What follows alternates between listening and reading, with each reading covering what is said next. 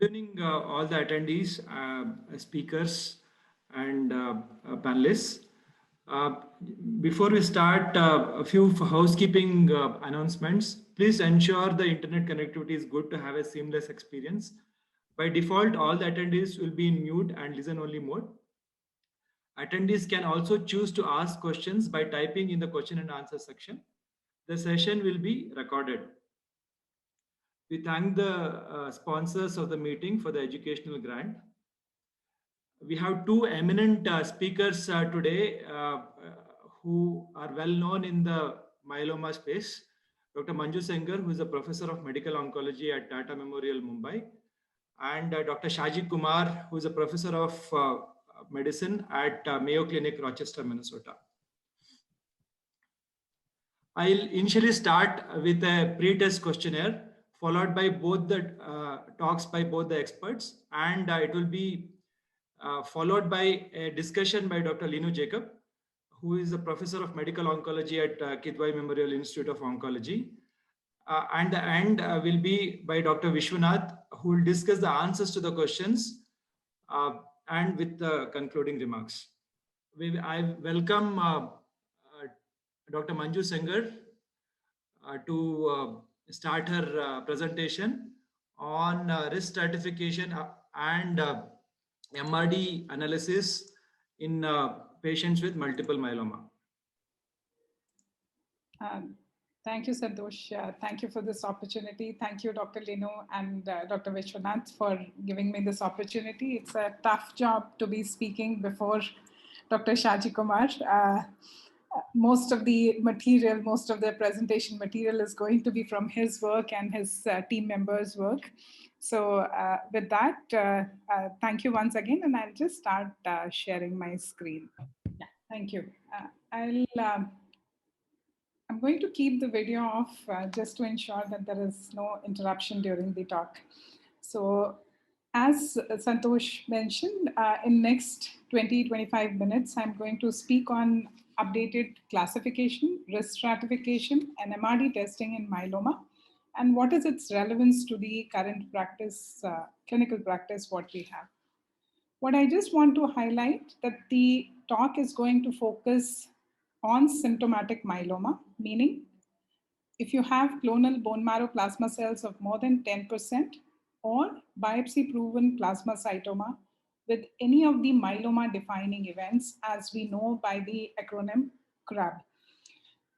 In 2014, we've got additional 3 biomarkers, which were earlier, labeled as smoldering myeloma, but they became part of symptomatic multiple myeloma because of high risk of progression, more than 80% risk of progression in the first 2 years since diagnosis. This has come in 2014, so a lot of earlier studies or the earlier data on several of the parameters includes only the first part of the definition. So this is what I'm going to discuss. We all know, anyone who's been involved in the management of myeloma for at least a decade, that things have changed remarkably in the field of myeloma.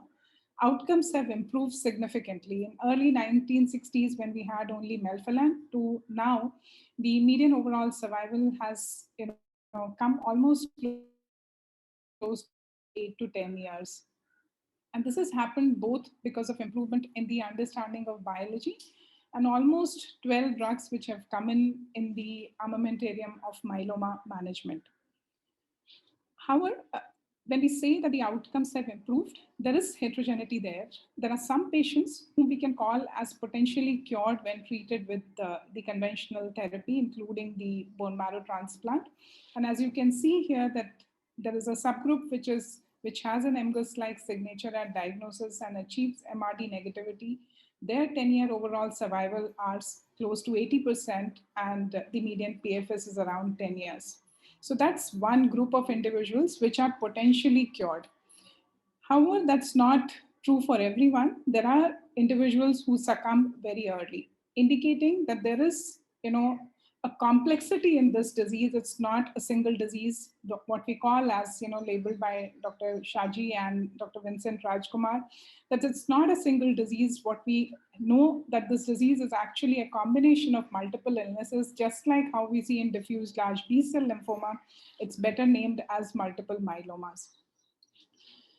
Over the years, as we said, that the treatments have evolved. Not only, we have known how to treat better, but we have been able to identify different subgroups in a better manner using different, methodologies, starting from conventional karyotyping to the next generation sequencing. And what it has led to is, identification of the abnormalities which are involved in the pathogenesis of multiple myeloma. So predominantly, myeloma, if we look at the primary, or what we call as the tumor initiating abnormalities, there are two subtypes of multiple myeloma. One, which harbor trisomies, another, which harbors IGH translocations. There is a small proportion of patients, around 10%, who have both trisomies and IGH translocation. Why are they called primary abnormalities? Because they are present even at the pre-malignant stage of MGUS. That means they are tumor driver, or what we call as, initiating events. And over a period of time, as the disease progresses, some of these acquire secondary abnormalities in form of clonal evolution. So what's the difference between the primary and the secondary abnormalities? They are, if you're going to do the analysis by FISH, they should be present in all the cells, as opposed to the secondary abnormalities where you're going to find it only in a subclone, or in a form of a small clone. Primary abnormalities are typically, they're non-overlapping, so you won't find two IGH translocations within the same patient. Versus you can have many more secondary abnormalities seen in the same patients depending on the extent of the clonal evolution. And based on these primary abnormalities, the molecular classification of myeloma has, as you can see from this slide, is mainly in terms of trisomic multiple myeloma, which constitutes almost 42%. And then you have, multiple myeloma, which harbors IGH translocation with various partners. Either, you have chromosome 4, chromosome 11, 14, or 20, with each one of them having a particular gene which is present there and which is responsible for the subsequent pathogenesis as well as the clinical pictures. And as I said, that there are roughly around 10% or so which have combined IGH and trisomic abnormality, and the rest of the abnormalities are seen in less than 5% of patients. A very similar distribution. This is the data from the Mayo. Very similar distribution was seen even in our patients when we analyzed in 2014. So in our population, the IGH translocated myeloma was roughly around 27%, with predominant abnormality being the translocation 414, which was around 9%. 1114 was lower. And if we look at the other cytogenetic abnormalities, as we had seen in the earlier slide in terms of secondary abnormalities, a very similar distribution in terms of 17p deleted multiple myeloma, as well as 1q gain and the 1p abnormalities. So this is the molecular classification.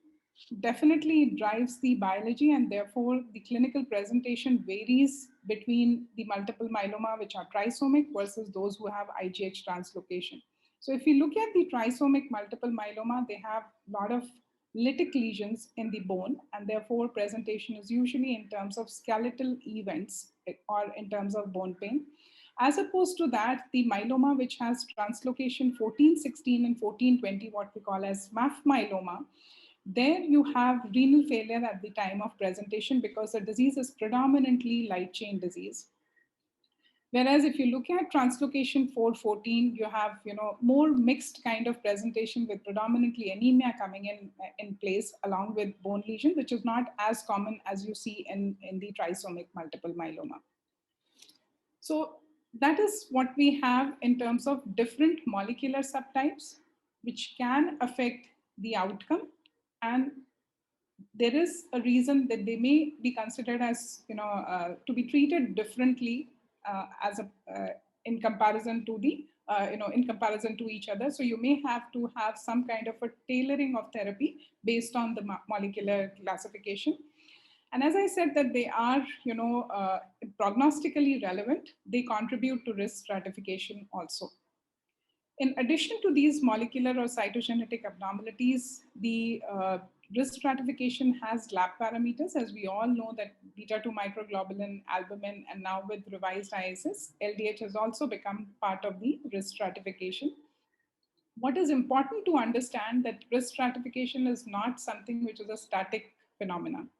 You can have risk stratification at diagnosis, which will be dependent on cytogenetic abnormalities, lab parameters, including the renal function, because your beta-2 microglobulin is dependent on renal function, as well as, as you move into therapy, the response to treatment also classifies, whether person is having a high-risk disease or a standard risk disease.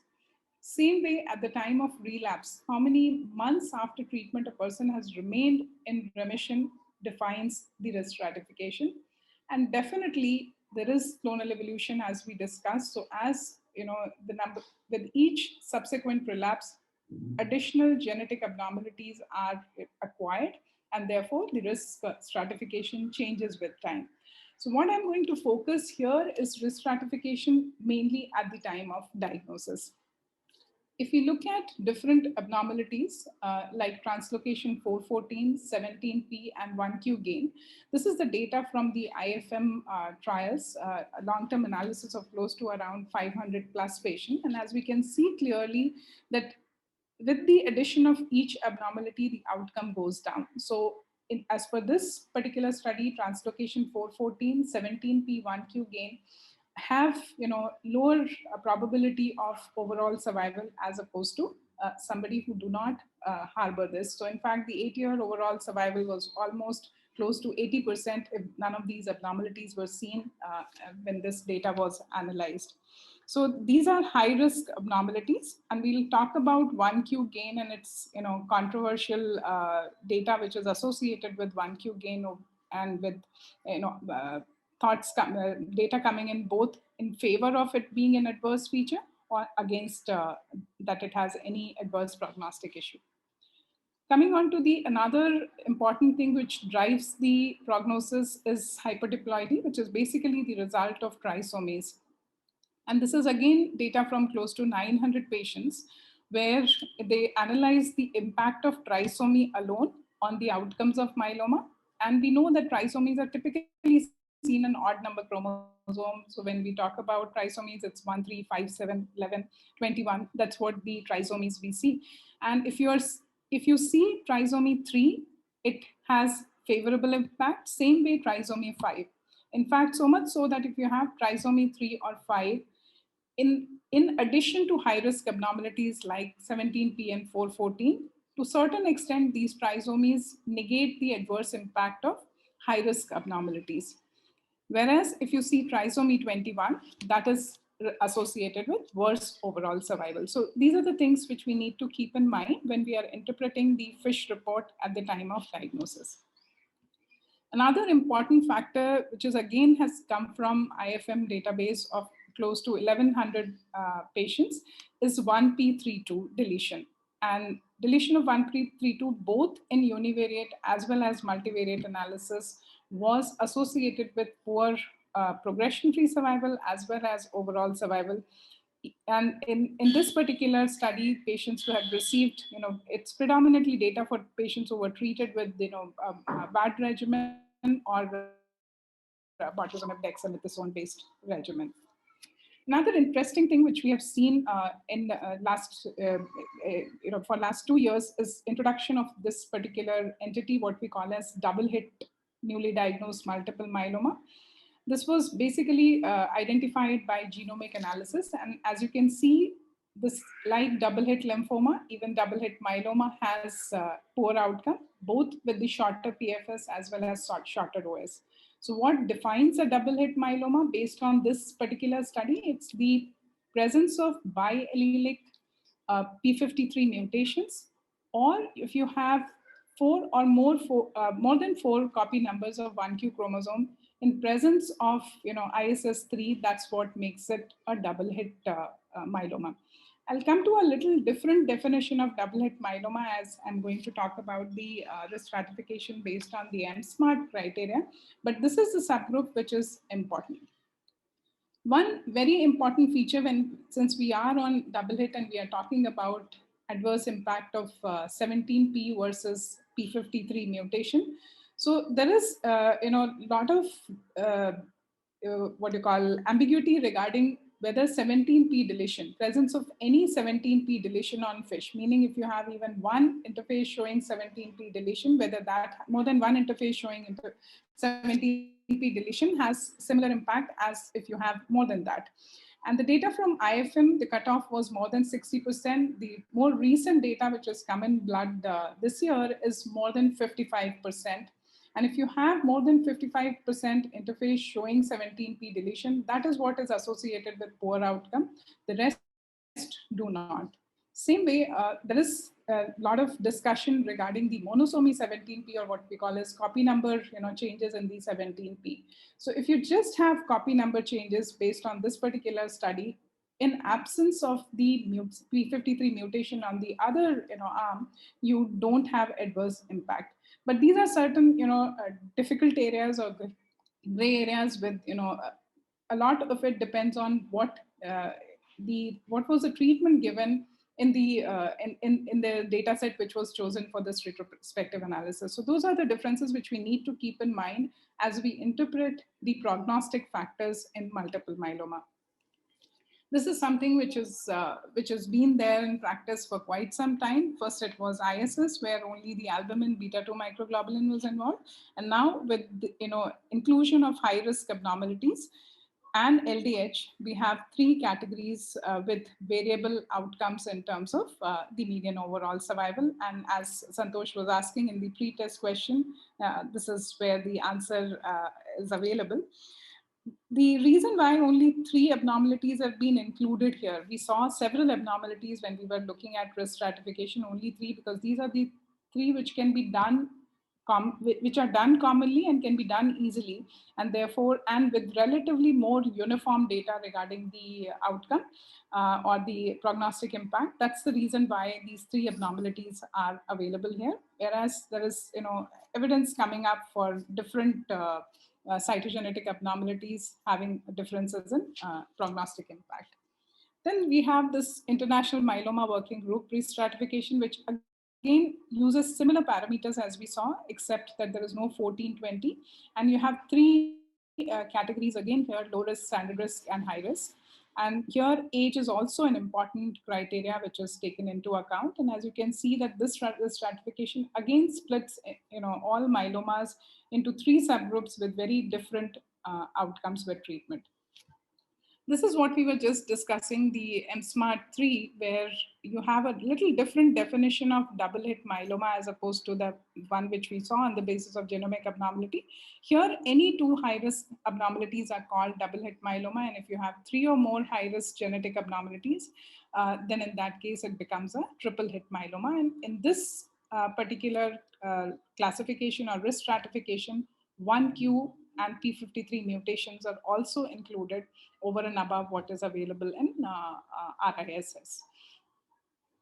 Then the risk stratifications were attempted by different groups using gene expression profiling, and you have several signatures. The problem with all this is that its routine application in the clinics is difficult, because this is all derived from a particular cohort treated with a uniform treatment protocol. As you can see that this was from the total therapy 2, and same way you have these different expression profile signatures. Plus, performing GP is not an easy task, and it is not possible in all the centers. So that's something which we need to keep in mind. So practically, what is available to us is either RISS, we can use MWG, or we have the mSMART, and we need to interpret when we are reading clinical trials or prospective studies that what was the risk stratification criteria which was used while stratifying these patients, which is important when we are going to apply the results of those clinical trials in the clinic. We all wondered many times when we saw patients who had otherwise standard risk myeloma not doing so well in the clinic. And this is the retrospective analysis again addressing that there is further substratification of standard risk myeloma, which can tell us that these are the individuals who are not going to do as well as we expect a standard risk multiple myeloma to perform in terms of progression-free survival or overall survival. And these are the factors. Most of them can be done easily in the clinic. So age 65 to 75 years is given a score of 1. Then you have age more than 75 years, non-hyperdiploid karyotype, abnormal lymphocyte count. These are the factors which, each of them are given score, and based on that, you can see that there is a group of, even standard risk multiple myeloma, which behaves very similar to what we call as high risk or the ultra high risk disease. So this is at SRD3, which behaves very similar to high-risk multiple myeloma. So this gives some answer to the reasons why all standard risk myeloma do not do well. Then we all know that circulating clonal plasma cells also have an adverse impact. And if you have more than 5 circulating plasma cells, it gives a category to the RISS stage 2, and stage 2 as well as stage 1, a higher risk category in terms of their outcomes. And in fact, you can see that if you have RISS 1 or 2, along with more than 5 circulating plasma cells, their outcome are as bad as a RISS 3 or high risk disease. So these are certain other parameters not utilized very routinely in the clinics, but can give us suggestion that why a certain category of patient is not doing well. So it basically can dissect out the poor players from otherwise good-looking multiple myelomas. So if we want to conclude what we need for risk stratification, minimum is your biochemical parameters, beta-2 microglobulin, albumin, and LDH, and a FISH for 17p, 414, and 1416. If the facilities are available, looking at 1q gain, p53 mutation, as well as other IGH translocation is important, like 1420. And even 1p. So these are the other parameters which can be evaluated for risk stratification. Moving on to the next part of the talk is minimal residual disease. We all know when the treatment means in the early part or in 1960s, what we were talking when we have predominantly alkylators, you have melphalan-based therapy, there were hardly any patients who were achieving complete response. As the treatment improved, the number of patients who achieve CR or very good partial response, the numbers increase. And we all know that patients who achieve complete response or very good partial response, they do much better than those who do not achieve. It's more like a graded kind of a prognostic outcome based on the extent of response. As treatments improved, the number of patients achieving complete response, stringent complete response, and very good partial response, these numbers have increased. In fact, it's as high as almost close to 70 to 90%, depending on what kind of regimen or monoclonal antibody-based regimen is being used. And once you get this good response, the next attempt is to identify disease at an even lower level than what we were looking in terms of stringent CR.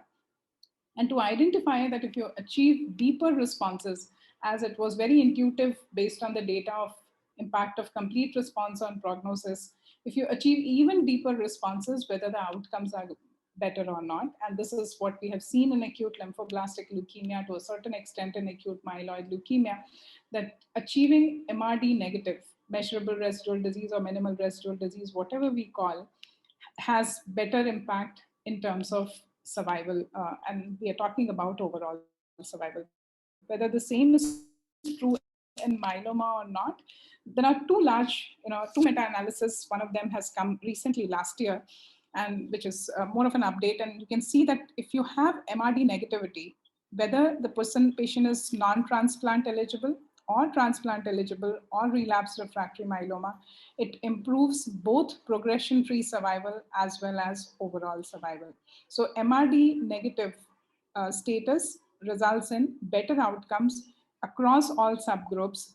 and whether we are talking about at diagnosis or at the time of relapse. So that seems like a really desirable target to achieve with the newer treatment options which are coming in, where you have higher rates of CRs and these stringent CRs.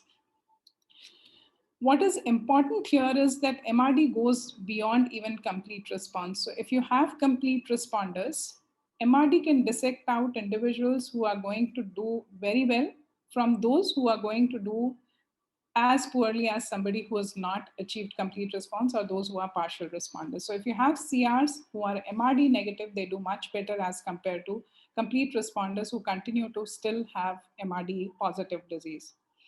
Not only just MRD positivity and negativity, but the depth of MRD is also important. So different cutoffs were used. And as you can see clearly that individuals who achieve MRD of less than 10 to the power minus 5, they do much better to those individuals who have higher level of measurable residual disease. This is both in terms of time to progression and progression-free survival. So again, not only just achieving MRD which is detectable by methods which have high sensitivity. So what are those methods which we have for MRD testing? So in 2006, it was ASO-PCR, and as the time passed, several methods have been added to the methodology which is used for MRD testing. And currently, the discussion is mainly limited to what we call as next generation flow, which has a sensitivity of 10 to the power minus 6, and next generation sequencing. There is an additional component which has been added to MRD testing, which is looking at imaging, because we all know that myeloma is a patchy disease. You may have bone marrow MRD negative, but they still continue to show disease in the PET scan or on the imaging. And therefore, this is another component which looks at both the components, the patchy disease, the extramedullary involvement, which has been added to the MRD testing methodology. And we have now, FDA approval for this clonoSEQ for NGS MRD. So predominantly three, ways, either NGS or next generation flow. And when we say next generation flow, it basically means 8 color, 2 tubes. That's what you're looking at, and you're acquiring at least 1 million events. And you're trying to say that in these 1 million events which you've acquired, there is less than one multiple myeloma cell which is present. So that's what is the next generation flow. Each has its pros and cons. And if you look at this comparison between next generation flow and sequencing, we know that almost all multiple myelomas plasma cells have aberrant immunophenotype. Therefore, the applicability of next generation flow is almost 100%. Whereas for sequencing, you require to detect the differences in the sequence in the VDJ region of IGH. And therefore, you may fail at times, and therefore its applicability may not be there for all the patients. If you look at availability, majority of the labs have 4 to 6 colors, but there are labs which are there in academic centers which have 8 or more color. Versus if you look at next generation sequencing, it's only the, there are commercial platforms which are available. For flow, you don't need a sample at baseline. You can do at the time of response assessment. However, for the sequencing, you do require, because you need to determine what is the dominant clonotype, and therefore you need a baseline sample. If we compare flow and sequencing, you need many more number of cells here. And it's very important that the first pull when the bone marrow is being done should be taken for flow to avoid any kind of hemodilution. But if you look at the next generation sequencing, it's the lesser number of cells which are needed. A limitation of flow is that you need to have a fresh sample, and the assessment should be done at best in 24 to 48 hours. So that becomes a problem if you're looking at multicentric trials and you're looking at flow as a method for MRD detection. Shipping of samples becomes difficult. Whereas for next generation sequencing, one can store the sample and it can be interpreted at any time. Both have standardization methods available. Both are quantitative. If you look at the sensitivity, similar sensitivity for next generation flow and next generation sequencing. Flow, we tend to get earlier, results. In our setting, we are able to get the MRD data for myeloma in 3 days time. We don't do a next generation sequencing, but it does require a longer turnaround time. As we know, myeloma is a disease where there is clonal evolution happening and flow cannot pick up that. So sequencing has an advantage of picking up the data, picking up the clonal evolution. If you look at the methodology, as I said, predominantly the next generation sequencing and flow has been validated on bone marrow. For imaging, it's FDG PET-CT as of now, but it has its own problem because you can have a small proportion of patients who have falsely negative PET-CT, and therefore several novel tracers and the molecular imaging is coming into picture. To avoid repeated bone marrow aspirates and the discomfort associated with that, there are attempts being made to look at MRD testing on peripheral blood and mass spectrometry, using trying to look at the M protein. However, the concordance with the bone marrow MRD is not very good as of now, so we'll need to wait for some more time. As MRD has strong impact on the outcomes, it is now being incorporated into response assessment criteria. If one is using flow MRD, then in that case, it's a flow MRD negativity or sequencing MRD negativity or imaging MRD negativity. These are clearly laid down response assessment criteria in patients with multiple myeloma. What is very important is not just one time point of being MRD negative, but the sustained MRD negativity. And this is more of a arbitrary value where we say that at least for a year it should be maintained. Whether more than 1 year will have a better outcome looks like yes, but at least it should be maintained for a year, and that is better than somebody who starts becoming MRD positive within 1 year after the initial evaluation, both by marrow flow as well as by imaging. However, MRD has its challenges. As we discussed, that myeloma can have patchy involvement. So wherever you are doing the aspirate from may not harbor the disease, but there may be other places where the disease can come in. And this is what is being tried to address both by adding the imaging MRD as well as doing what we call as liquid biopsy or circulating tumor cells, looking at whether they can be utilized for MRD. It has strong prognostic implication, but its application in clinic. So the whole thing is that you should be, if you're using treatments which are, which have high potential of inducing very good partial response and CRs, that is where MRD has a role. Even there, you need to have standardized methodology for performing MRD interpreting, and there are clear guidelines from Euroflow which say that what all is needed for setting it up and interpreting and reporting.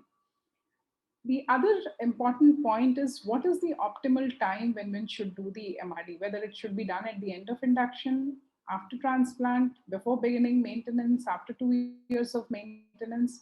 As of now, it's not very clear whether just one time point minimal residual disease assessment or 2 time points spread 1 year apart are good enough for saying that this patient is going to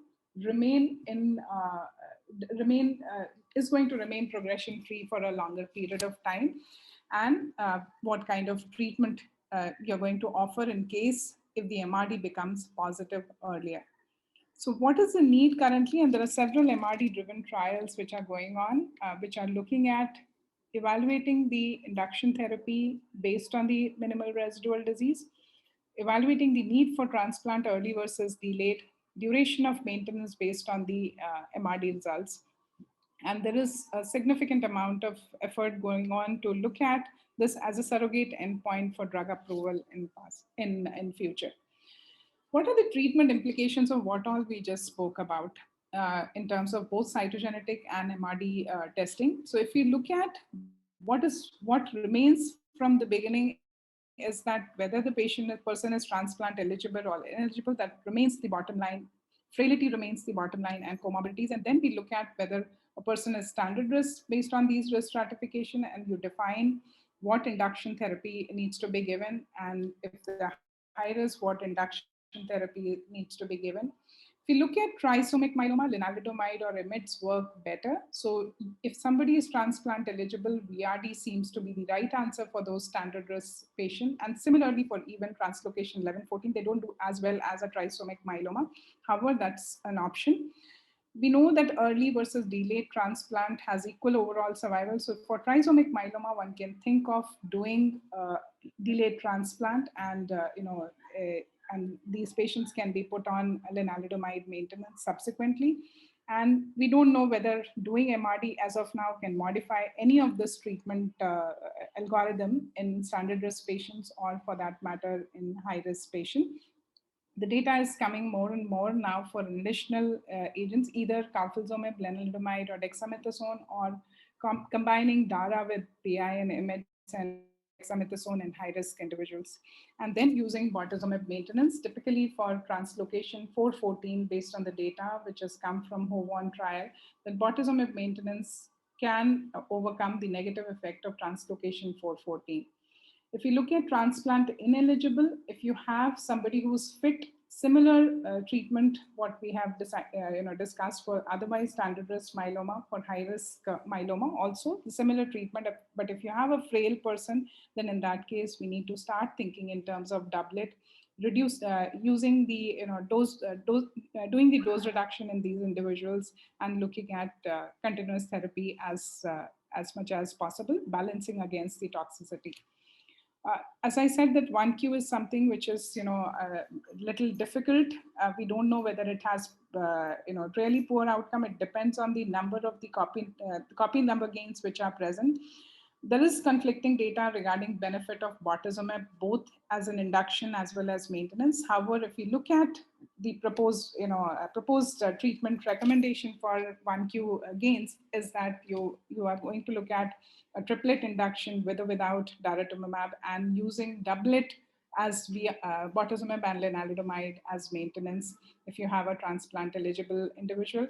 For all these high-risk individuals, it's good to do an early transplant rather than delaying transplant, because we know that at the time of relapse, it may become challenging to get them into remission and do transplant. So for all high risk, that's a better idea. Same way for the 17P, most people use triplet induction, PI and IMiD, and then maintenance again with bortezomib and lenalidomide if that is being given as induction, because that is better than using only bortezomib or lenalidomide based on the retrospective data. Regarding the role of tandem transplant, both for translocation 414 and 17P, there is data for tandem transplant as well as against tandem transplant, that question still remains. However, if somebody has not achieved a very good partial response, and we don't have availability of several other novel agents, that can still remain as an option for this subset of patients. So to conclude, we've had remarkable progress in myeloma, both in terms of biology and treatment. There is potential for tailoring treatment based on both the available risk stratification factors and the underlying subtypes. MRD is a promising tool, and there is no doubt about it. However, we need to optimize use of MRD in the clinic. With that, I would end, and if there are any questions, I can take it later or now, depending on the time. Yeah, thank you, Dr. Manju. So that was quite elaborative. We have touched upon all the aspects: classification, risk stratification, and MRD testing. A little complicated, but you made it appear simple. So since we are having a question and answer session after Dr. Shahji's talk, I think we will take all the questions together. So we request you to stay back if possible. Sure, thank you. Yeah. So now moving on to the next topic. It's my pleasure to introduce Dr. Shahji Kumar, who is currently the professor of hematological malignancies at Mayo Clinic in Rochester, Minnesota, as well as the chair of myeloma, amyloidosis, and dysproteinemia disease group there. So he's also chair of the NCCN multiple myeloma panel, as well as a member of the NCCN Quality and Outcomes Committee. So his research focuses on the development of novel drugs for the treatment of myeloma. And he's a principal investigator for clinical trials exploring new drugs and combinations for newly diagnosed and relapsed myeloma. So he also serves on several editorial boards. So always we feel proud that he is from our country. So he received his medical degree from All India Institute of Medical Sciences, and then subsequently had his internal medicine residency and hematology oncology fellowship at Mayo School of Medicine in Rochester, Minnesota. So he has been always magnanimous enough to agree whenever he has been invited and to come and deliver the talk. Many of you must be remembering him that he was in Bangalore in 2017 for a myeloma meeting hosted by Kidwai. So he in fact was very happy and told that, okay, I am looking forward to seeing everyone. So a wonderful human being. So without further delay, I invite Dr. Shaji Kumar for delivering his talk. Thank you so much, Lenu, and thanks everyone for inviting me to this. It's even if it's virtually, it's nice to see everyone and talk to everyone. Hopefully we can all meet face to face here soon. I'm going to go ahead and share my screen. Can you see that, okay, Lenu? Yes, we can. Yes. Okay, perfect. Thank you. These are my disclosures. And again, I think, Manju already, what she already talked about, just, highlights how much of advance we have made in this disease in the past 2 decades. We have understood a lot more about the biology of this disease than we ever had. And as a consequence, we have a lot more newer therapies than we had before. Now it's a question of how do we use all the tools that we have in order to get the best outcome for patients with myeloma. So what I'm going to talk about mostly is going to be the initial therapy of multiple myeloma and how it has changed in the past decade or so.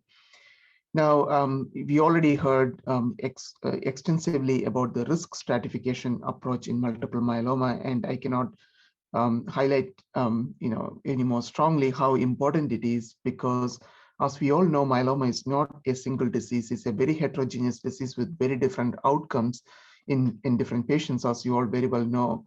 And it is driven for most part by the genetic abnormalities, but there are other aspects of biology that continues to be unraveled.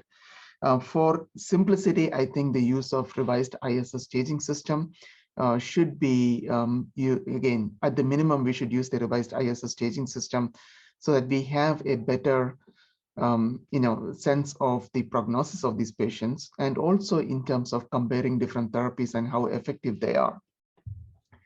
Now, when you talk about the initial therapy of multiple myeloma, for as long as we have been treating myeloma with autologous stem cell transplant, that's one of the first questions that comes up is this patient someone who can go to a stem cell transplant? Now, in 2021, it still remains one of the most important questions. However, what has changed is we don't probably need to ask that question the day the patient walks into the clinic or the hospital. Because that's probably the worst time to see if somebody is eligible for a stem cell transplant, because age alone is not a good barometer for deciding somebody is eligible for a stem cell transplant. Even though phase 3 trials have typically included only patients up to age 65, we know from in single institution experience as well as the CIBMTR experience, we can safely transplant patients up to 75 or even maybe up to 80. So a lot of it depends on the functional status and the comorbidities. The second reason why it is not that important we ask that question right in the beginning is that there's increasing convergence of the initial therapies that we use for myeloma. So the selection of the initial therapy is less and less dependent on the transplant eligibility. And this is also important because we don't use drugs like melphalan in the upfront setting anymore, which was one of the reasons we had to determine the transplant eligibility, as melphalan use could impair the ability to collect stem cells. So I think we still want to ask that question in terms of, maybe we make the determination over the first 1 or 2 cycles, but in patients who go to a stem cell transplant, their treatment is a little bit more, segmented in terms of the injection therapy, use of transplant as consolidation, and then maintenance, while patients who don't go through a stem cell transplant often have the initial therapy continued for a long period of time. Okay. So what do we use for the initial therapy? Now, the most commonly used regimen right now is the combination of bortezomib, lenalidomide, dexamethasone, often irrespective of the transplant eligibility, based on the results from the SWOG trial. So this trial took newly diagnosed myeloma patients who are either ineligible for a stem cell transplant or did not want to go to a stem cell transplant, and randomized them to getting lenalidomide, dexamethasone versus bortezomib, lenalidomide, dexamethasone for basically 6 months, and then all patients continued on Len-Dex maintenance. This trial showed us that the depth of response was higher with the addition of bortezomib, progression-free survival was better, and most importantly, the overall survival was better for patients getting the bortezomib, lenalidomide, and dexamethasone. Now, it did come at the cost of slightly more toxicity, particularly the incidence of peripheral neuropathy was higher with the use of bortezomib. Now, this particular aspect or the particular toxicity has since then become much less of a problem because we have been using this once weekly and we have been using bortezomib subcutaneously. Now, there are other regimens that have all been developed alongside the VRD regimen, which all of you are familiar with, like the bortezomib, thalidomide, dexamethasone, as well as bortezomib, cyclophosphamide, dexamethasone. None of these regimens have been studied head-to-head, except for the VTD and VCD in the context of injection therapy for transplant, where this particular French trial basically compared 4 cycles of VTD versus 4 cycles of VCD prior to transplant, and showed that you have more neuropathy with VTD, but more neutropenia with VCD, with slightly higher VGPR rate with VTD, but no long-term survival outcome data. So since the VRD results came out and with the introduction of new therapies, there's been a constant effort to try and see, can we make the injection therapy even better? So there are different approaches that have been taken. One was to try and replace the bortezomib from the VRD with a next generation proteasome inhibitor that was not associated with the peripheral neuropathy like bortezomib, which was one of the main limiting factors that prevented long-term use of bortezomib. So the Endurance trial randomized newly diagnosed myeloma patients, very similar to the SWOG study of the VRD. And these patients were essentially randomized to getting 9 months of bortezomib Len-Dex versus carfilzomib Len-Dex. And then this trial also had a design that examined the duration of maintenance. So patients were randomized for a second time after induction to getting Len maintenance indefinitely versus for 2 years. Now, to our surprise, the Endurance trial actually showed that there was no advantage to replacing bortezomib with carfilzomib for the treatment of newly diagnosed myeloma. One thing to remember is that the Endurance trial did not include the high-risk patients with the exception of 414 translocation. So people with the other high-risk abnormalities were excluded from this trial. But it's important to note that even when you look at the older patients over 70 years, you still see that there is no advantage for KRD over VRD.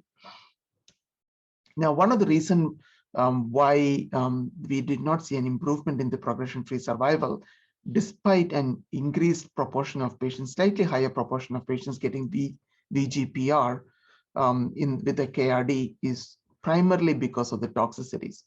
So when you look at the figure on the right-hand side, you can see that there were more patients who had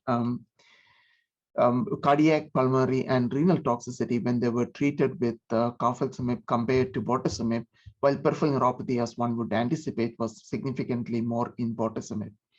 So because of the toxicity profile, we really did not see a significant improvement in the survival outcomes with KRD. Now, the other approach that has been taken to try and improve upon these proteasome inhibitor IMiD triplets has been to add new drugs to that. And the best candidate for that was daratumumab, which is a monoclonal antibody targeted towards CD38, which already has been shown to be quite effective for treatment of relapsed myeloma as well as newly diagnosed disease. So the Cassiopeia trial, again, was trying to ask 2 different questions. One, do we add daratumumab to VTD as part of induction and consolidation before and after transplant? And is there a role for daratumumab as maintenance drug? Now, the The initial randomization data clearly showed that addition of daratumumab to VTD did improve the depth of response, and also did this irrespective of the underlying disease characteristics, with the exception of maybe high-risk disease, where at least at this early data cut, we did not see an improvement in the depth of response with the use of dara. Now, this I need to also highlight that with longer-term follow-up, we do see that both high-risk and standard risk patients do derive benefit in terms of progression-free survival with the with this data. Now, there was updated data from the Cassiopeia trial that was presented at ASCO this year, which showed that the PFS improvement continued to be significant, with the median PFS still not reached for the dara VTD arm. And more importantly, there was again the overall survival that is also higher for the dara VTD, which is again consistent with the initial reports. Now, given the fact that VRD has mostly supplanted the VTD as injection therapy, particularly in the US, the Griffin trial looked at a very similar design as the Cassiopeia trial, but using the RVD backbone instead of the VTD backbone, and also comparing dara-len maintenance versus len maintenance instead of the dara maintenance versus observation. Now, what we know so far is that the addition of daratumumab to VRD did result in a high response rate and very deep responses, with nearly 80% of the patients in a complete response at the end of 12 months of maintenance therapy. So, and the depth of response continued to improve with time, as did the minimal residual disease negativity. In fact, when you look at the MRD negativity with dara VRD, nearly 50% of the patients were able to get to be MRD negative at the end of consolidation and maintenance. Now, we don't have longer term data yet to say if the progression-free survival is going to be better, but that's what it seems like from the early trends. And we clearly don't have any trends in terms of the overall survival. Now, there are other attempts to try and again develop these quadruplets by using other proteasome inhibitors. So, for example, we did a trial of ixazomib, lenalidomide, dexamethasone with daratumumab, ixazomib being the oral proteasome inhibitor. Again, the goal here was, can we have a more convenient regimen where patients would need to come back only once a month? And what we saw was that, again, you can get deep responses with the IRD dara, and these responses continue to improve with time. And the toxicity profile was quite manageable, with the predominant toxicity being cytopenias and GI toxicity, both of which are non-toxicity with ixazomib. The other approach had been to use, again, carfilzomib instead of bortezomib in a quadruplet setting, not like the endurance trial, which was in the triplet setting. So the master trial is important, and not only from the results using dara KRD, that regimen has been used in other studies as well, but also using an MRD-guided approach to try and de-escalate therapy. I know there were questions in the chat box when Manju was giving her talk, again, highlighting how we can use the MRD testing in the clinical practice. So this is a trial that is trying to answer that question, where they looked at dara KRD injection, transplant, dara KRD consolidation, and then maintenance with lenalidomide. The difference with this trial was that if you had 2 MRD negative testing, then these patients would discontinue therapy and go on to observation. And there are other trials that are ongoing that is looking at this concept of treatment de-escalation based on MRD negativity, as well as treatment escalation based on MRD positivity. So with the master trial, it was interesting to see that with an MRD-based consolidation approach, you can get almost 95% of these patients into a CR, stringent CR, which is quite impressive. But again, it's a phase 2 trial. So in a phase 3 setting, it may not quite be the same. And again, these patients do get toxicities related to this therapy, particularly the hematological toxicity.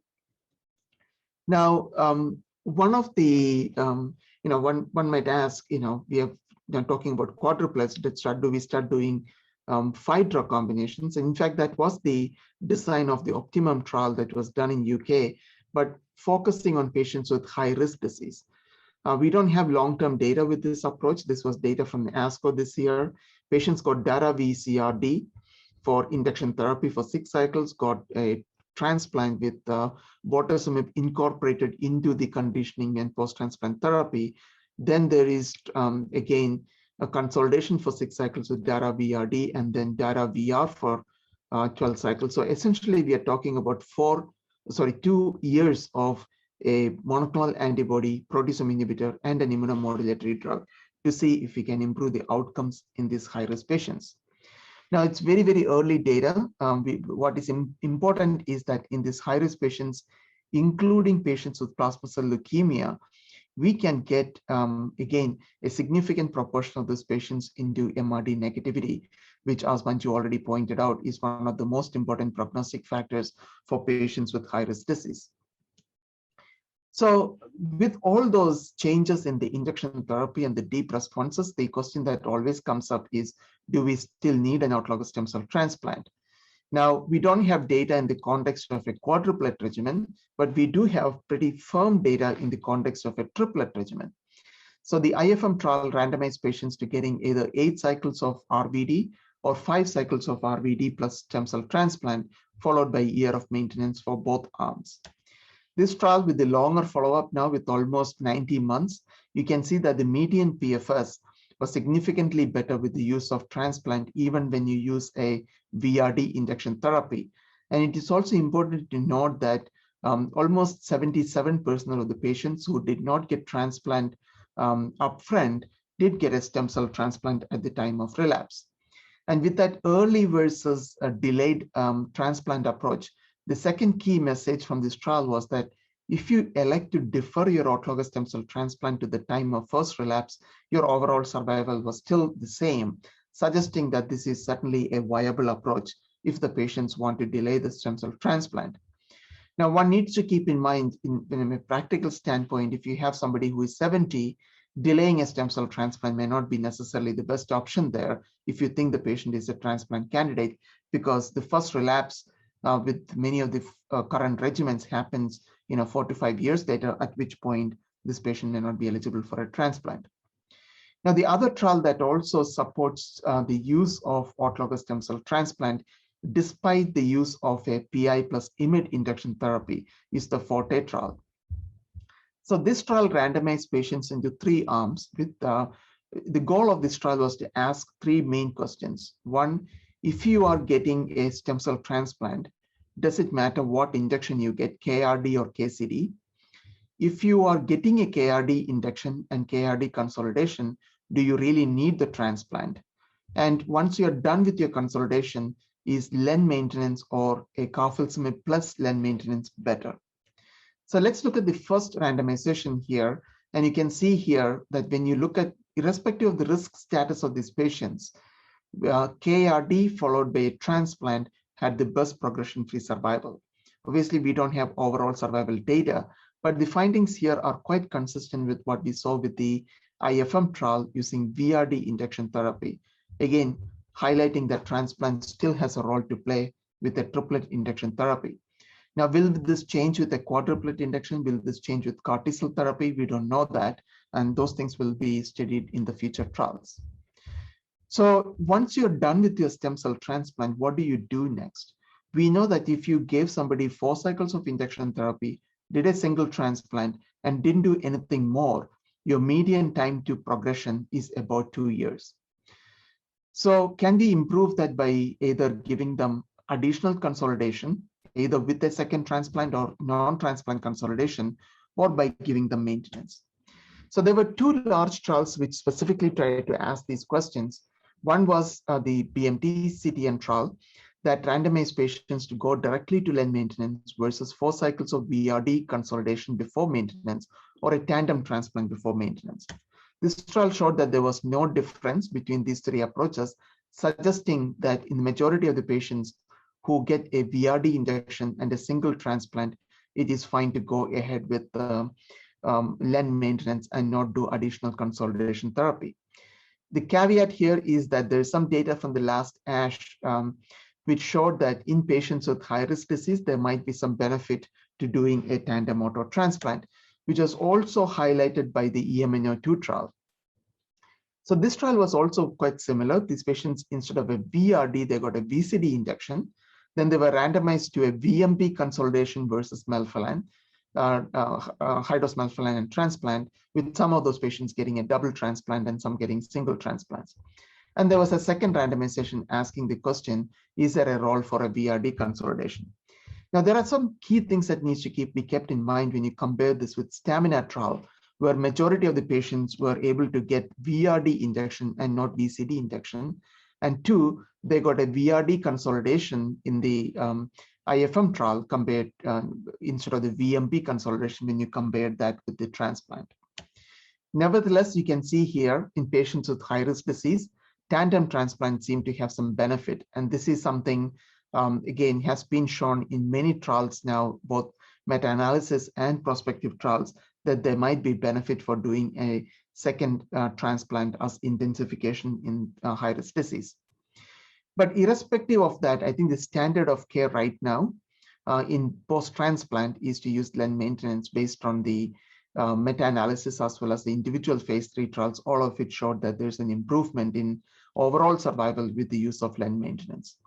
Now, what the patients who don't seem to benefit as much with len maintenance are the high-risk disease, either ISO stage 2 or the patients with high-risk translocation. Now, the question is, what do we do for those patients? And we'll come to that in a second.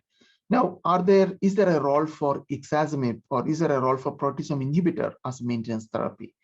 Now, the HOVON trial where they incorporated bortezomib as part of induction, consolidation, and maintenance, there was an improvement in overall survival. However, it's hard to know whether the bortezomib in the maintenance was responsible for the benefit, or was it the incorporation along the entire line of therapy. Now, the ixazomib, the oral proteasome inhibitor, was studied in a post-transplant maintenance study. This trial clearly showed that ixazomib does improve the progression-free survival compared to placebo. However, the magnitude of benefit wasn't quite as much as what we saw with the len maintenance. Again, hard to compare across two different trials, but this is something important to note. Now, what about doing a dual maintenance, right? So one of the concept of dual maintenance of PI plus IMiD maintenance was brought up particularly in the setting of high-risk disease. There was retrospective data from Emory which showed that patients with high-risk myeloma who got maintenance with bortezomib and lenalidomide had a better outcome compared to those patients who just got len maintenance. Now, in the FORTE trial, which we talked about already, the second randomization was comparing carfilzomib len versus lenalidomide. And as you can see here, both in standard risk, high risk, and also the ultra high risk patient population with two abnormalities, a similar magnitude of benefit was seen with the KR compared to len, suggesting that this should definitely be the approach in patients with high risk disease at the minimum. Now, the other question is, how about newer drugs, right? So clearly we know that IMiDs are good. We can use proteasome inhibitors in the setting where IMiDs cannot be used. And in high-risk patients, we can use the combination of the two. Can we use DARA for maintenance? This is the result of the second randomization of the Cassiopeia trial. Every 8-week daratumumab versus observation, and the progression-free survival was significantly better for the DARA maintenance. But what was really surprising about the results of the Cassiopeia was that if you actually got DARA VTD as your injection therapy, adding DARA maintenance did not make any further difference. So if you look at the patients who got VTD injection and got DARA as maintenance, their outcomes are the same as people who got DARA VTD for induction followed by DARA maintenance. So I think this is an interesting result, which also begs the question, how long do we need to continue patients on daratumumab after the initial therapy?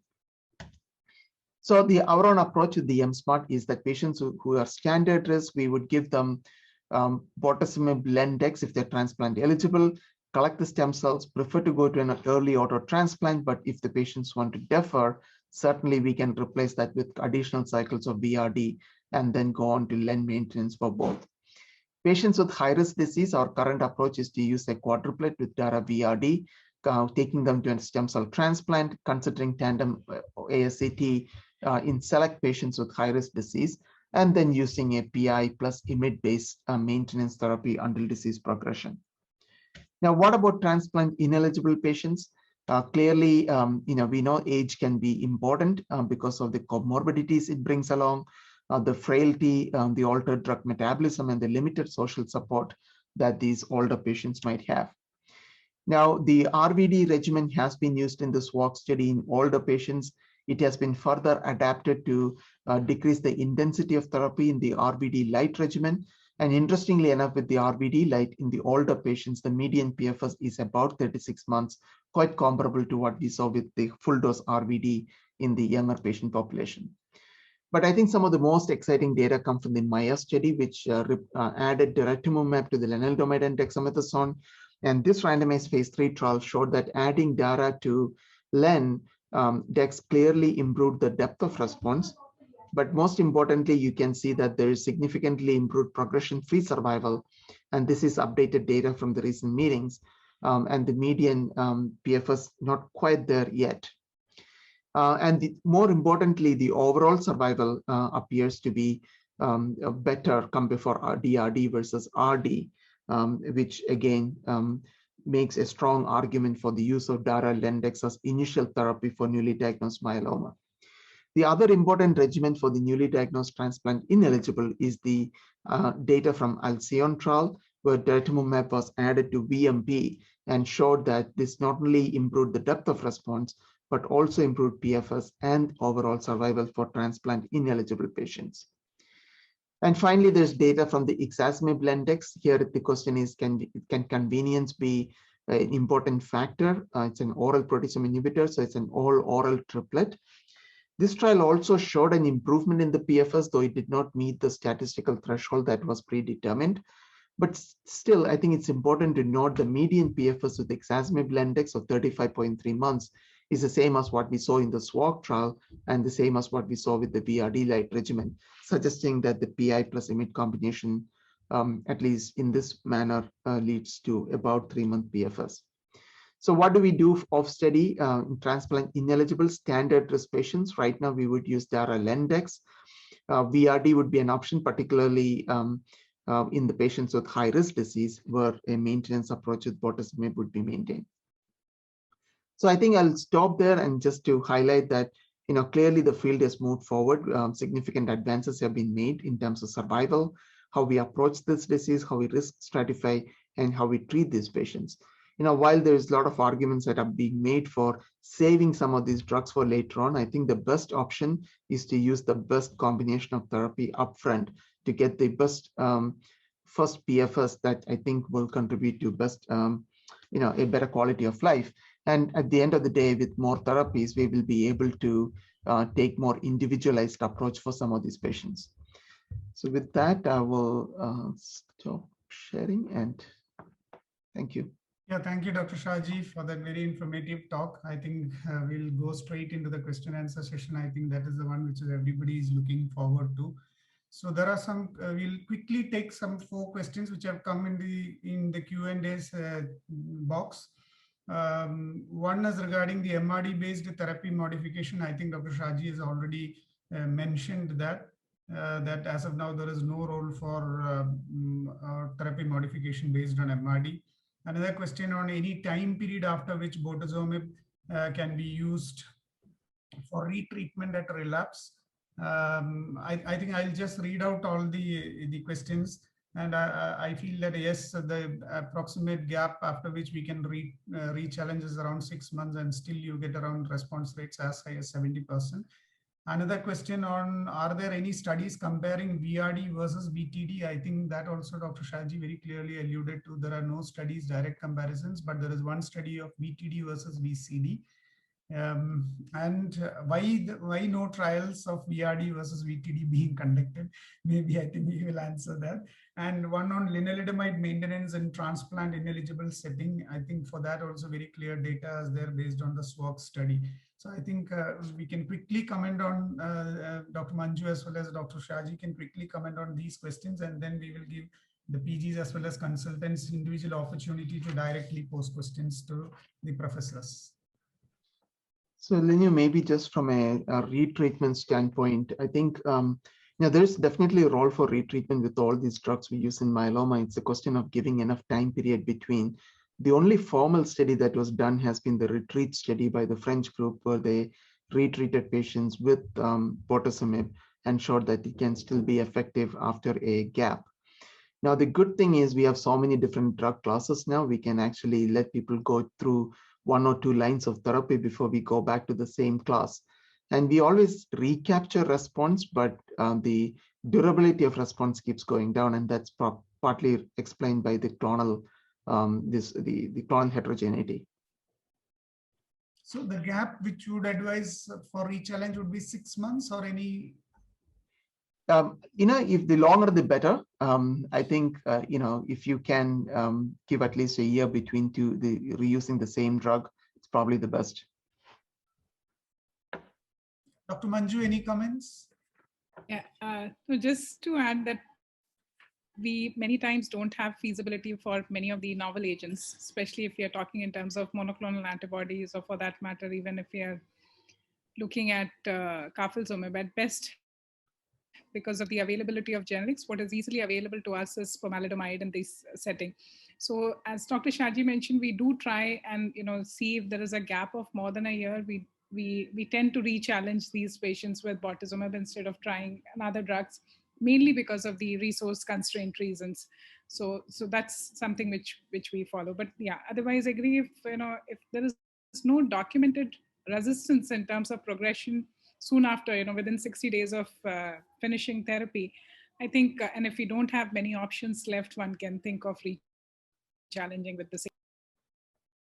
Okay, thank you. So first, let me invite Dr. Deepa Susan, Assistant Professor in Medical Oncology from RCC Trivandrum, to pose the question. Am I audible, sir? Yeah, please go ahead.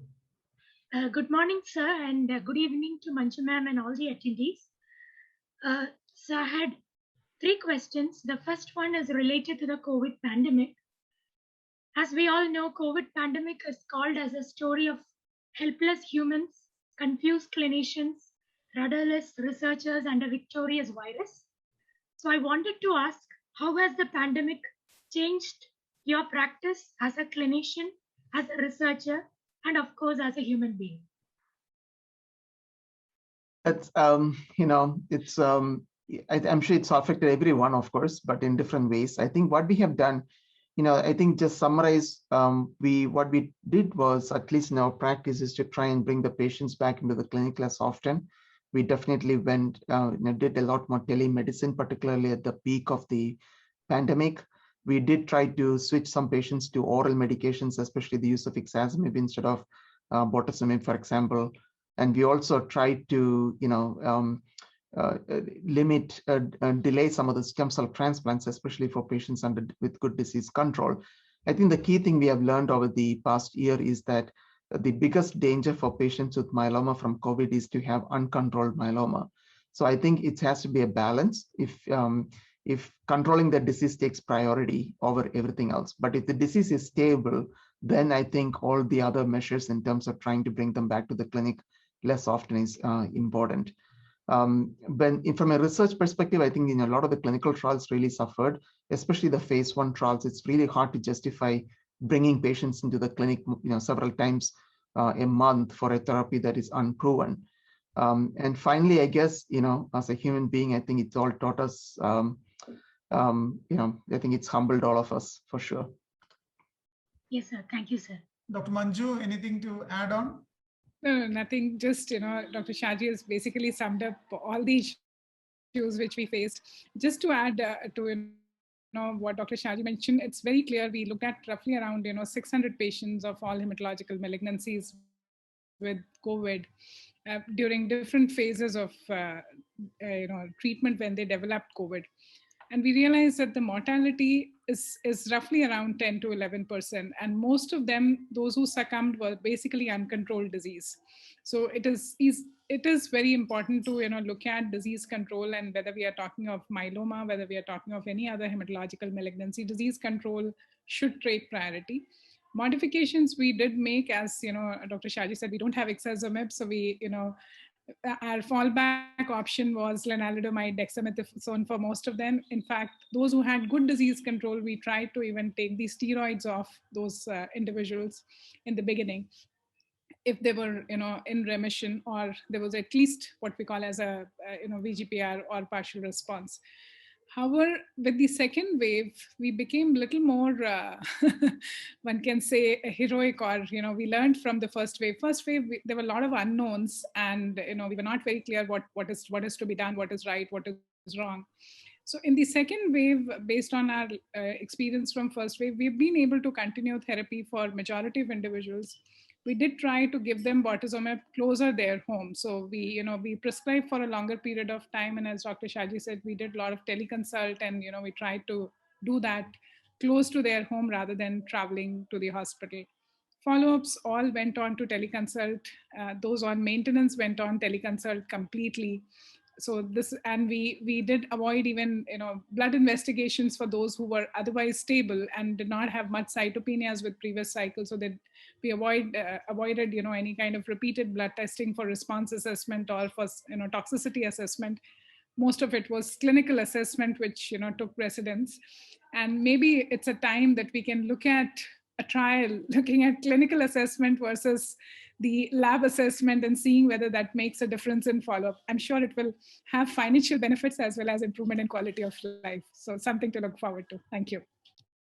Yeah, now I invite Dr. Prashant Parameshwar, consultant medical oncologist from MBR Cancer Center, Calicut. Good evening, sir. It was actually, as usual, a very enthusiastic and the educative session. I have two doubts for both of you. Anybody of you can take that. First is regarding our daily clinical practice. We give 4 cycles of VRD. Then when we go for a reassessment, probably they will be in VGPR or something like that. Whether is there any data to tell that more deeper the response you have and you do an autologous transplant, you have a better outcome. So I'm always confused that whether I should go for 2 more VRD and then only I should do a transplant, or whether I can do a transplant and that doesn't matter. So that is the first question.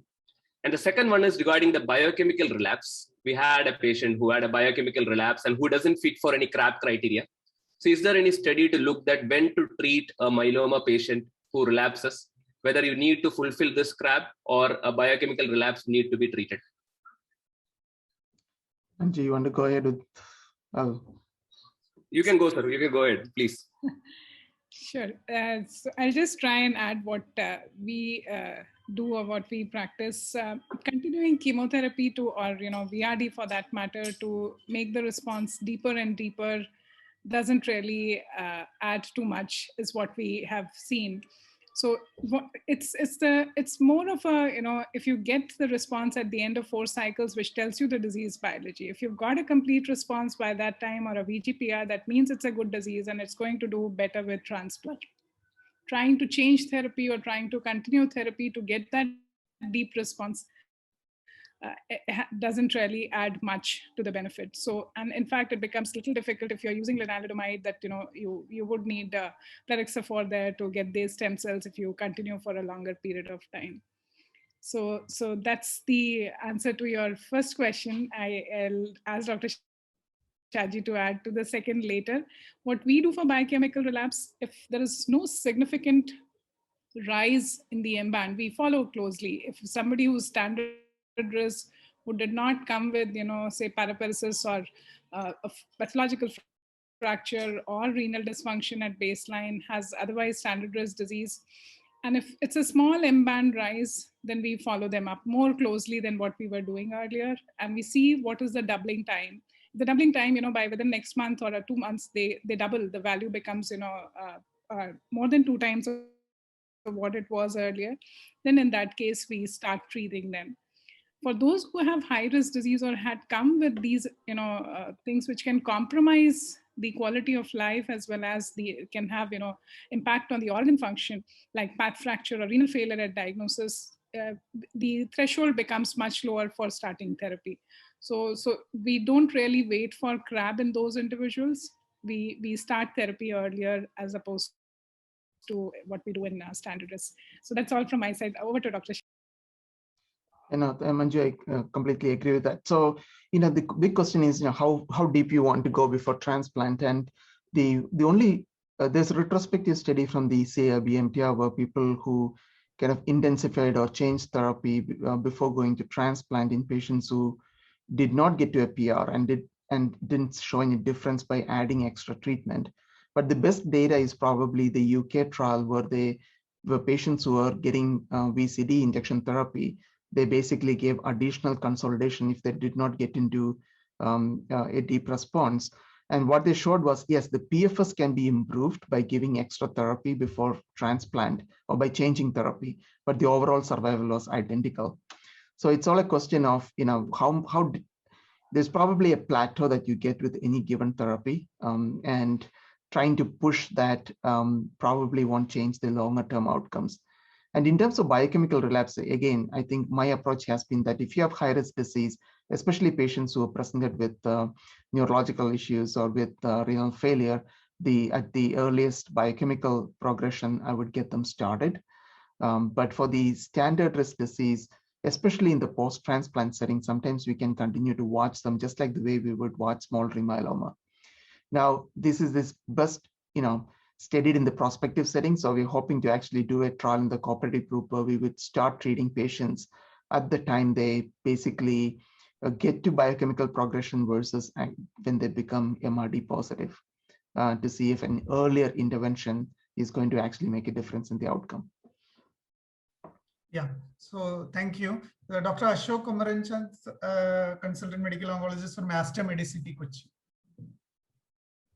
Good evening to you all. Good morning to Dr. Shaji sir. Thank you very much for your talk.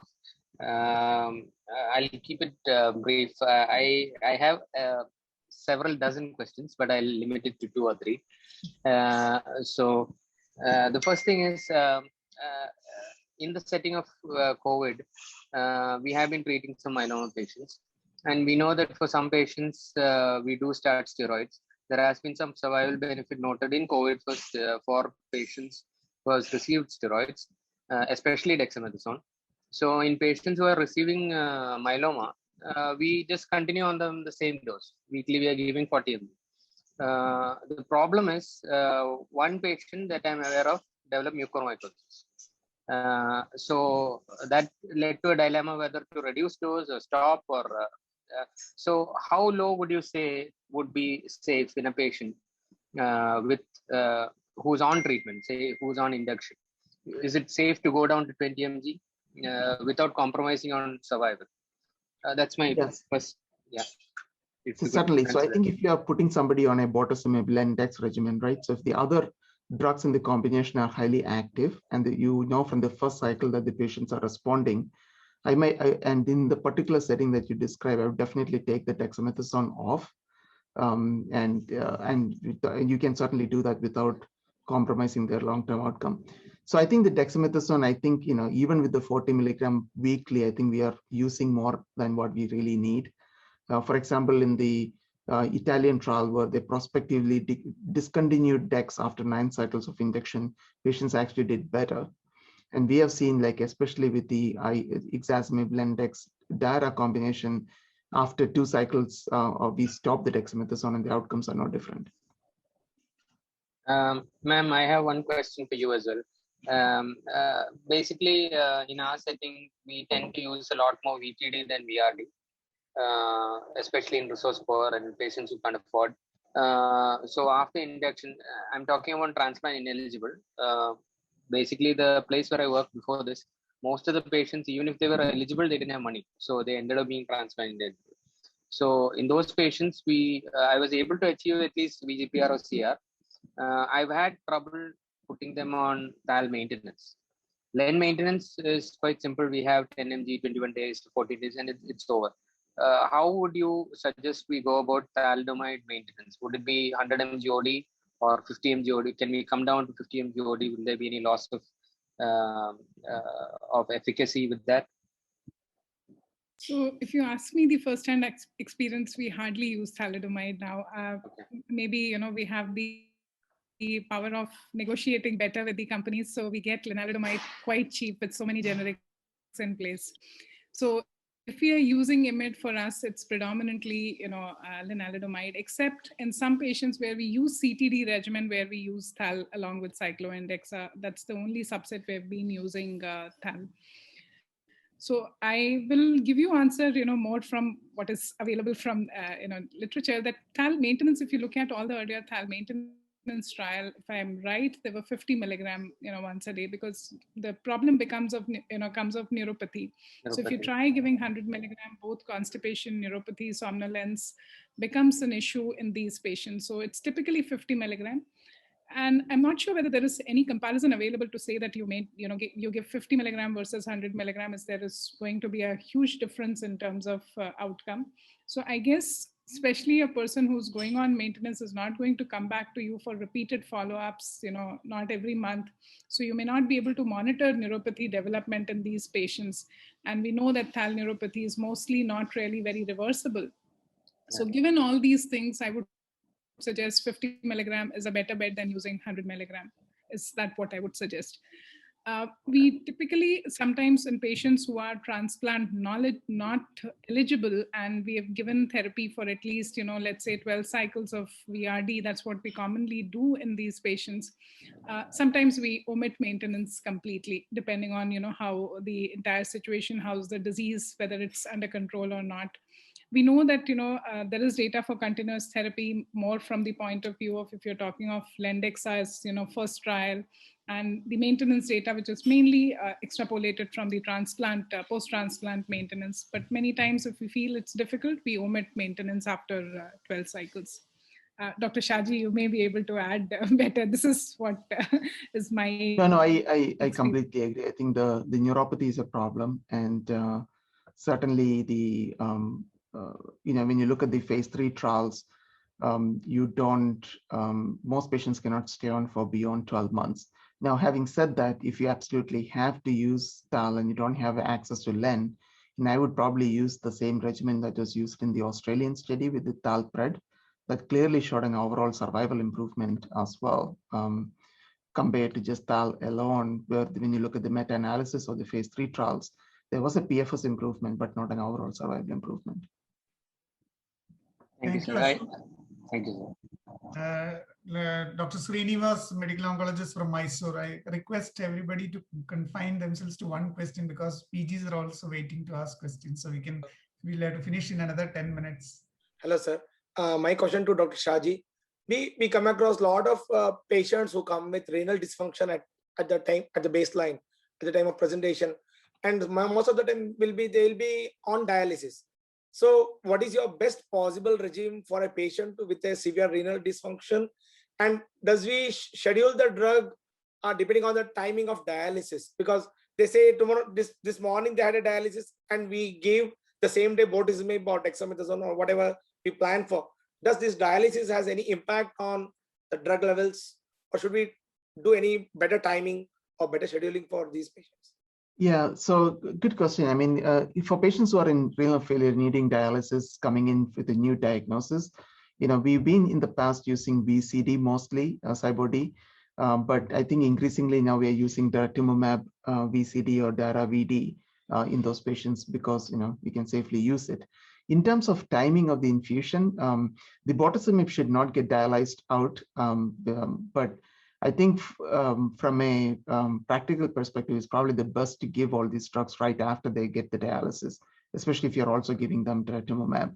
It'll be much easier to do that from a timing perspective. And just to the extension of that question, Len, we say there should be a dose modification for the renal dysfunction. What is the possible lowest dose of Len we need to give? So based on the renal, the clearance, you can get it down to like 5 milligrams every other day, or just the days of 3 days a week, depending upon the residual renal function. Again, that would be more in the chronic setting. In the acute setting, I would not use Len in those patients coming in with renal failure. Thank you, Dr. Srinivas. Dr. Srivalli, DM postgraduate from Kidwai. Respected sir, ma'am, thank you for such a wonderful talk. I would like to know your opinion on frequency of zoledronic acid administration in multiple myeloma patients, 3 monthly versus monthly. What do you suggest, sir and ma'am? It's I think bisphosphonates is one of the things is we're probably doing more than what we need for several reasons, right? So most of the data come from the times when we did not have very effective myeloma therapy, and we are still kind of hanging on to those guidelines to some extent. With most of the modern therapies, you have a complete response or pretty deep response after the first 4 to 6 cycles. Now, in my own practice has been, and many of my colleagues here has been to give monthly bisphosphonates for the first 4 to 6 months until they get to a often, transplant, post-transplant, they're in a deep response, and then go to every quarter and give it for a couple of years and then stop until relapse. It is to some extent supported by data, because in the non-myeloma setting, it's clearly shown that every 3 months zoledronic acid is as good as every month zoledronic acid. And also with pamintronate, it has been shown that 30 milligrams is as good as 90 milligrams. So we're certainly doing probably more than what we need to. And this other caveat too is, when these studies were done, median survival was 3-4 years, and now we have 10-year survival for myeloma. And the longer you keep patients on bisphosphonates, there's a real possibility of actually increasing the risk of fractures later on. Yeah, Dr. Arjun, DA Medical Oncology, PG from Ramaiah. Good evening, sir. Good evening, ma'am. My question is there any role of 24-hour urine SPAP in our routine practice for response assessment in multiple myeloma? So, in terms of the response criteria, we still use the 24-hour urine. The reason being there can be some fluctuations in the free light chain, and the 24-hour urine gives there's variation from kind of assessment to assessment is a little bit less for the 24-hour urine. Having said that, we probably don't need to do it as much as we currently do. We can probably follow the free light chain, and when we start seeing changes in the free light chain is probably when we can reflect onto the 24-hour urine purely from a response criteria standpoint. Dr. Bharadwaj, DNB student from Apollo, Bangalore. Good evening, sir. Good evening, madam. I just wanted to ask if daratumumab can be added to VTD or VRD in case of a standard risk multiple myeloma based on the Cassiopeia and Griffin trial data. Certainly can. I think the data is for all comers. We just have not started using Dara VRD in all comers because we just don't have the survival data yet, and at least in our own practice. But use it for the high risk purely because it gives you such deep responses. Dr. Ashwin, a DNB student from MVR Cancer Center, Calicut. Good evening, sir. Good evening, madam. My question is regarding the incidence of high-risk cytogenetics in your clinical practice. And supposing if we get a high-risk anomaly like 17p deletion, and considering the cost in the Indian setting, how to practically tailor the first-line treatment upfront? Whether we should consider daratumumab, which patients should we consider these costly treatments? So Manju, I don't know what your practice is. Maybe you can go in first and I can tell. So if you look at in terms of frequency, when we analyze our data, it was roughly around 9%. This is for all the patients newly diagnosed. I'm not talking about relapsed myeloma. Coming on to the treatment, we use VRD for these patients as induction and continue for a longer period of time if the transplant is not possible. So at least for 12 months, and then put them on VR maintenance. If they're tolerating it well, we continue till progression. Otherwise, we stop when the toxicity starts coming in. Regarding the role of daratumumab, we have challenges. I must admit that less than 5% of our all eligible patients who require daratumumab are able to get daratumumab, mainly because of the cost issues. Second, there is evidence, though it's not really a very clear data, and we keep getting alternative explanations, is that the benefit of daratumumab is much more in the standard risk as compared to high risk. So I'm not really sure how much is the additional benefit of giving daratumumab, especially in the cost constrained setting like ours, is going to be there. So these are my thoughts. Yeah, Dr. Poonam, consultant medical oncologist from Apollo, Bangalore. Hello. Yeah, Dr. Poonam, go ahead. I had a question. Yeah, please go ahead.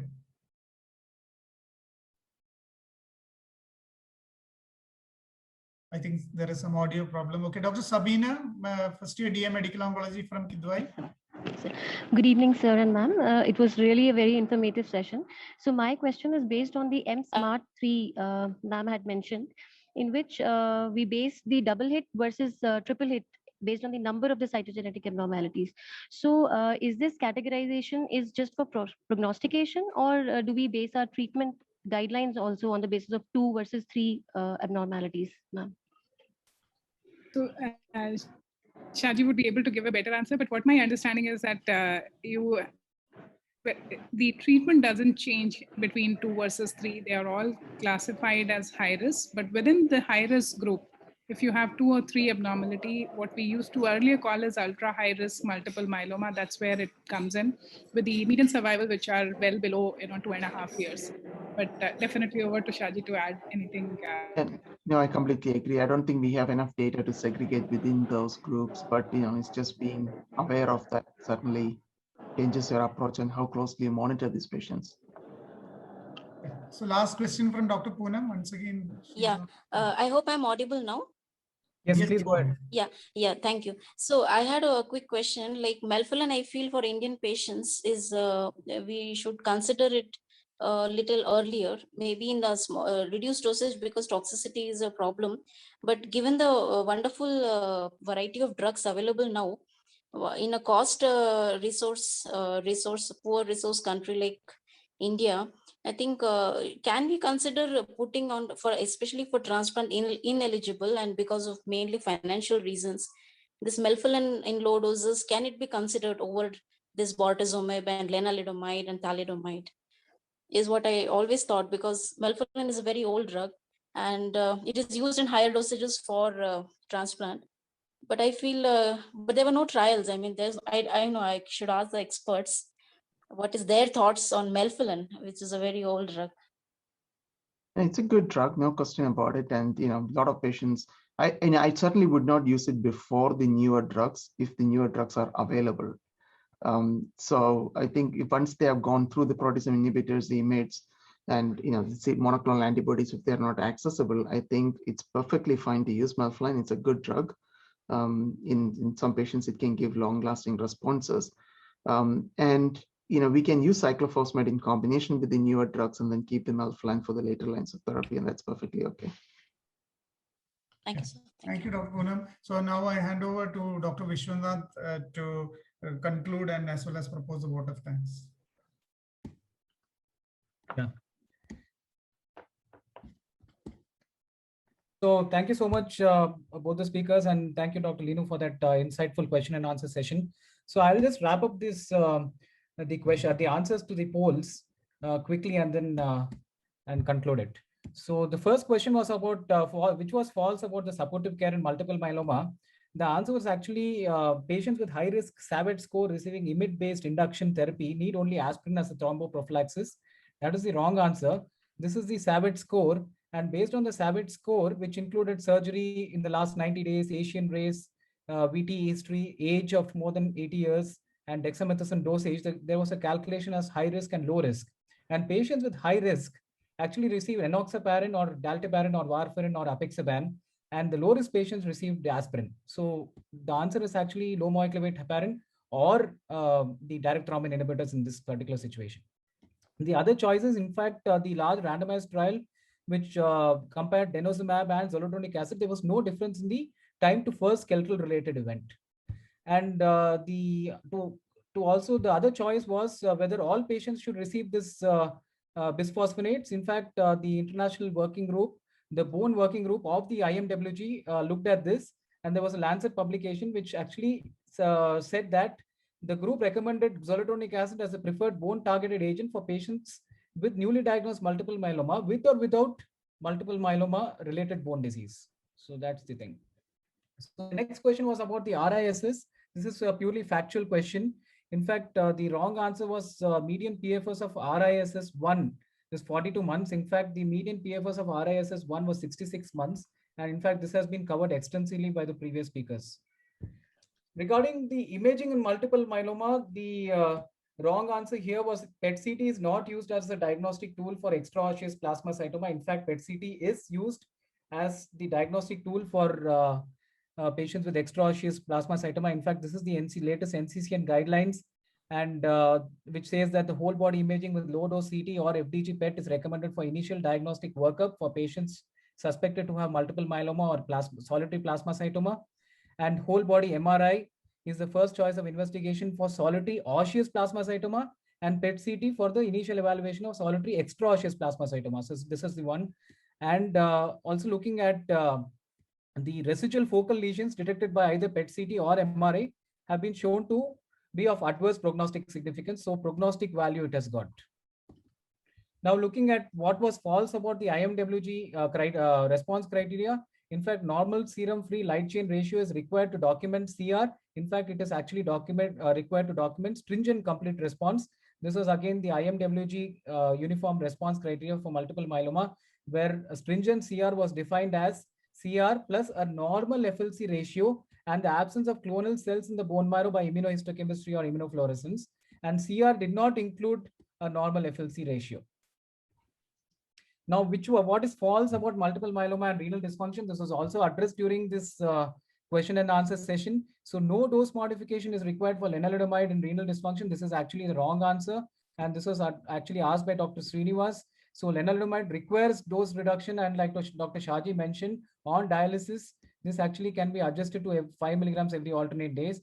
And carfilzomib, cyclophosphamide do not require dose reduction. And pomalidomide, in fact, for patients with a creatinine clearance of at least 45 ml per minute, there is no dose modification required. And what is false about daratumumab? In fact, this was the disclaimer here. Daratumumab is actually an anti-CD38 human IgG kappa monoclonal antibody, and it is not IgG lambda monoclonal antibody. And all the other statements which Dr. Santosh mentioned in his questions were all correct, that it causes pan-agglutination in pre-transfusion blood compatibility tests. Genotyping patients before treatment is an effective strategy to prevent transfusion incompatibility post-daratumumab infusion. And the DIRA test is useful to overcome interference to the immunofixation assays in patients on daratumumab to document CR. And this is the reason for the false positive indirect agglutination test. So patients with multiple myeloma, the RBCs express CD38. So patient serum containing daratumumab. So the daratumumab goes and binds to the CD38 on the RBCs. So when you combine with the Combs reagent, there is agglutination. Hence, there is a false positive IAT. So all are true about maintenance therapy in multiple myeloma. In fact, lenalidomide maintenance has showed improved OS in the CALGB study. That is a correct statement. Lenalidomide maintenance may lead to increased risk of second malignancy, which is also correct. Bortezomib maintenance has been advised in high-risk patients based on the subgroup analysis of the HOVON study, which is also right. And the stamina analysis, which Dr. Shaji covered in great detail, showed that stopping of lenalidomide maintenance after 3 years actually worsened the PFS. So did not worsen PFS is actually a wrong answer. So this was the CALGB study. If you see the patients who received lenalidomide maintenance as compared to the placebo, there was a significant improvement in the hazard. In fact, the hazard ratio, there was a 39% risk in the reduction in the risk of progression or death. And the HOVON study, if you look at it, even in high-risk patients, there was benefit with the adding of bortezomib maintenance. Now, the STAMINA trial actually was a very well-designed study in transplant-eligible multiple myeloma patients who received high-dose chemotherapy. And there were 3 cohorts. One cohort included autologous stem cell transplant followed by LEN maintenance until disease progression. The second cohort included autologous stem cell transplant followed by RVD consolidation followed by LEN maintenance. And the third one included a tandem transplant followed by LEN maintenance. And if you look at it here, there was a long-term analysis showed that patients who stopped the LEN at 3 years, there was a significant dip in the PFS as compared to patients who continued LEN.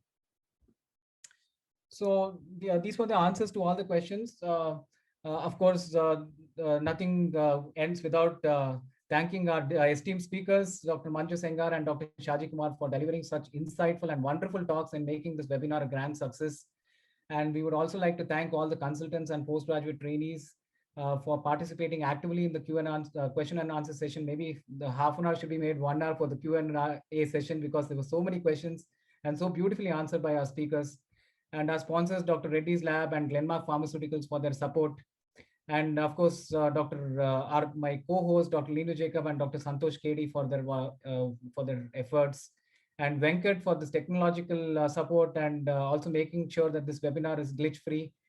And of course, our attendees who have logged in from various parts of the country and abroad, and making this webinar, a very wise one. And we have learned so much from this webinar. Thank you so much for a patient listening.